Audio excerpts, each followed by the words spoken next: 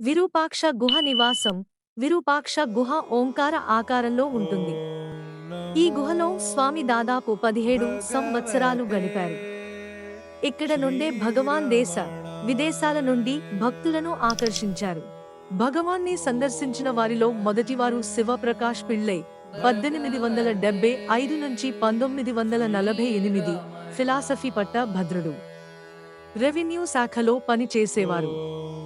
శ్రీరమణులు 1902లో ఆత్మ విచార పద్ధతిని లిఖించేటట్టు చేశారాయన. ఇదే నేను ఎవడను అన్న పుస్తకంగా వెలువడింది. సంస్కృత విద్వాంసుడు, అసుకవి, గణపతి మహాముని మరొక భక్తుడు. ఈయన స్వామిని 1903 నుండి దర్శించుకుంటున్న 1907లోనే ఆయనని తన గురువుగా స్వీకరించారు. ఈయనే స్వామికి భగవాన్ శ్రీ రమణ మహర్షి అని నామకరణం చేశారు.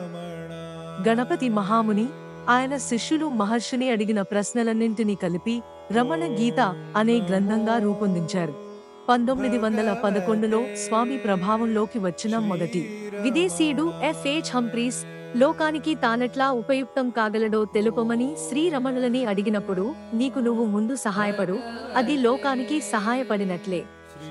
నీవు లోకానికి భిన్నుడవు కావు, లోకం నీకన్నా భిన్నం కాదు అని సెలవిచ్చారు.